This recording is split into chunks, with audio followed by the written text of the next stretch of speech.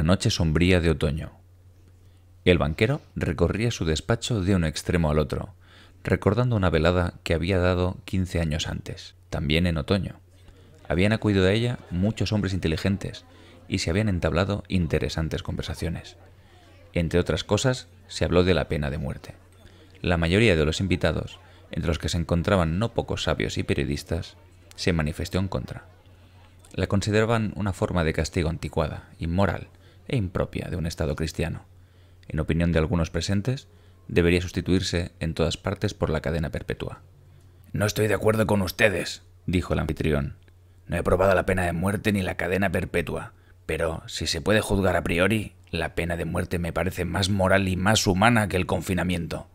La ejecución mata de golpe, mientras la reclusión perpetua lo hace poco a poco. ¿Qué verdugo es más humano?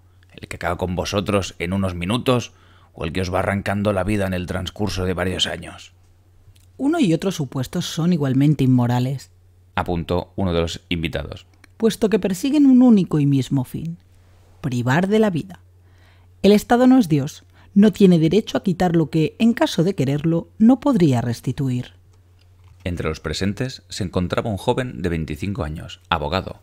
Cuando le requirieron su opinión, dijo: Tan inmoral es la pena de muerte como la cadena perpetua, pero si me dieran a elegir entre una y otra, me decantaría sin duda por la segunda.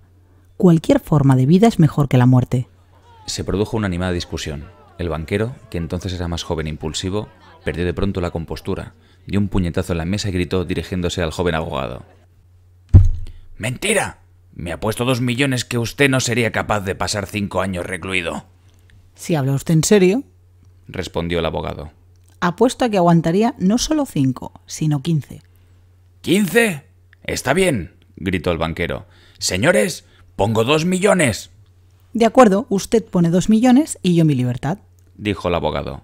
Y esa brutal e insensata apuesta quedó sellada. El banquero, hombre mimado por el destino y de espíritu ligero, que en aquella época no habría podido contar todos sus millones, estaba encantado con la apuesta. Durante la cena bromeó con el abogado y dijo: reflexione, joven, antes de que sea demasiado tarde. Para mí 2 millones no son nada, mientras usted arriesga a perder 3 o 4 de los mejores años de su vida. Digo 3 o 4 porque no aguantará usted más. No olvide tampoco, desdichado, que la reclusión voluntaria es mucho más penosa que la forzosa. La idea de que en todo momento tiene usted el derecho de recobrar la libertad le envenenará la vida en su celda. Me da lástima. Ahora el banquero, mientras recorría la habitación de un extremo al otro, recordaba esos acontecimientos y se preguntaba: ¿qué sentido tiene esa apuesta? ¿Qué utilidad puede derivarse del hecho de que el abogado pierda 15 años de vida y yo derroche 2 millones? ¿Va a demostrarle eso a la gente que la pena de muerte es peor o mejor que la cadena perpetua? No. Es una tontería y un sinsentido. Por mi parte, solo fue un capricho de hombre acaudalado y por la suya, simple ansia de dinero. Luego rememoró lo que había sucedido después de aquella velada. Se decidió que el abogado cumplía su plazo de reclusión bajo la más estricta vigilancia en uno de los pabellones construidos en el jardín del banquero. Se estipuló que durante 15 años no tendría derecho a atravesar el umbral, ni a ver a nadie, ni a escuchar voces humanas, ni a recibir cartas y periódicos. Se le permitiría tener un instrumento musical, leer libros, escribir cartas, beber vino y fumar. Según las condiciones del acuerdo, solo podía relacionarse con el mundo exterior en silencio, a través de un ventanuco practicado ex professo para cumplir ese cometido. Cualquier cosa que necesitara, libros, partituras, vino y demás, le serían procuradas mediante la petición escrita en las cantidades que solicitara, pero solo a través del ventanuco. El pacto preveía todos los detalles y minucias que se aseguraban el rigor de la reclusión y establecían que el abogado debería permanecer encerrado exactamente 15 años, desde las 12 del 14 de noviembre de 1870 hasta las 12 del 14 de noviembre de 1885. La menor tentativa de adelantar ese plazo, aunque solo fuera un par de minutos, liberaba al banquero de la obligación de pagar los 2 millones. Durante el primer año, el abogado, por lo que sus breves notas dejaban traslucir, había sufrido los fuertes embates de la soledad y el tedio. A todas horas, tanto de día como de noche, salían del pabellón acordes de piano, Rechazaba el vino y el tabaco. El vino, escribía, despierta los deseos, y los deseos son el principal enemigo del preso. Además, no hay nada más aburrido que beber un buen vino en soledad. En cuanto al tabaco, enrarecería el aire de la habitación. Durante el primer año requirió, ante todo, libros de carácter ligero, novelas con complicadas intrigas amorosas, relatos policíacos y fantásticos, comedias, etc. Durante el segundo año, la música enmudeció en el pabellón, y el abogado solo pedía en sus billetes obras de autores clásicos. En el quinto, volvieron a oírse acordes musicales, y el preso solicitó vino. Los que lo observaban, atrás del ventanuco, dijeron que se había pasado todo el año tumbado en la cama, comiendo, bebiendo, bostezando y conversando consigo mismo con aire irritado. Ya no leía libros. A veces, por la noche, cogía la pluma y pasaba largo rato escribiendo, pero por la mañana lo rompía todo a pedazos. Más de una vez se le oyó llorar. En la segunda mitad del sexto año, el prisionero empezó a ocuparse con asiduidad del estudio de idiomas, de la filosofía y de la historia. Se consagró con tanto afán a esas disciplinas que el banquero apenas tenía tiempo de encargarle los libros. En el transcurso de 4 años se solicitaron, por petición suya, cerca de 600 volúmenes. En ese periodo de entusiasmo, el banquero recibió de su prisionero, entre otras cosas, la siguiente carta. Mi querido carcelero, le escribo estas líneas en 6 idiomas. Enséñaselas a personas entendidas, que las lean. Si no encuentran ni un solo error, le ruego que haga disparar una escopeta en el jardín. Ese disparo me dirá que mis esfuerzos no han sido infructuosos. Los genios de todos los siglos y países hablan en distintas lenguas, pero en todos ellos arde la misma llama. Ah, si supiera usted la celestial felicidad que embarga ahora mi alma al poder de comprenderlos. El deseo del prisionero fue satisfecho. El banquero ordenó efectuar 2 disparos de fusil en el jardín. Luego, después del 10º año, el abogado se sentaba inmóvil ante el escritorio y solo leía los evangelios. Al banquero le pareció extraño que un hombre que había devorado en 4 años 600 sesudos ejemplares empleara cerca de un año en la lectura de un libro no muy grueso y de fácil comprensión. A los evangelios lo sustituyeron la historia de las religiones y la teología.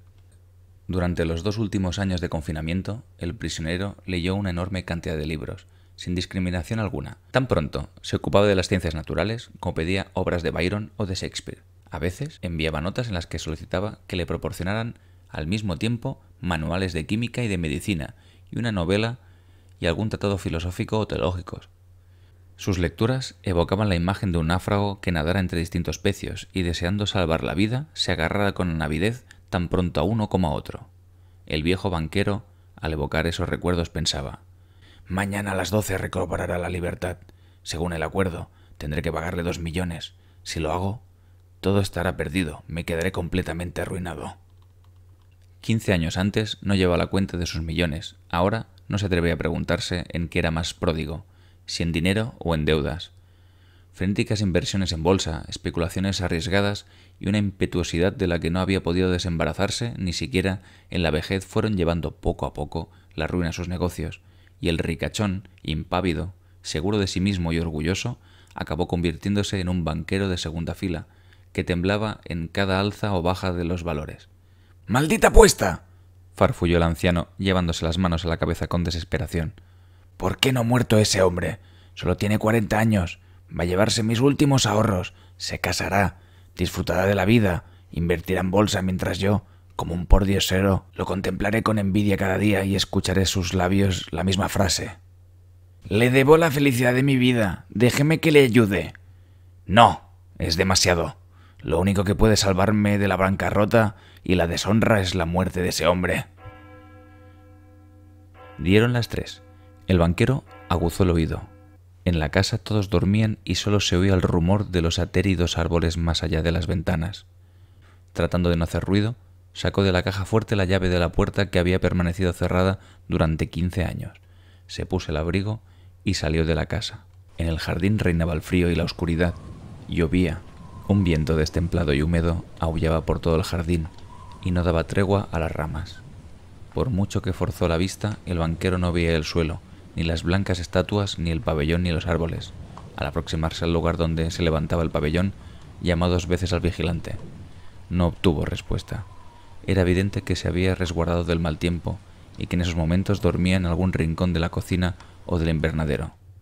«Si tengo ánimo suficiente para llevar a cabo mi plan», pensaba el anciano, «las sospechas recaerán ante todo en el guardián». En medio de la oscuridad buscó a tientas los peldaños y la puerta. Entró en el vestíbulo del pabellón. Luego, también a tientas, ganó un pequeño pasillo y encendió una cerilla. En el lugar no había ni un alma. Vio un lecho sin sábanas y la sombra negra de una estufa de hierro fundido en un rincón. Los sellos en la puerta que conducían a la habitación del prisionero estaban intactos. Cuando la cerilla se apagó, el anciano, temblando de la emoción, miró por el ventanuco.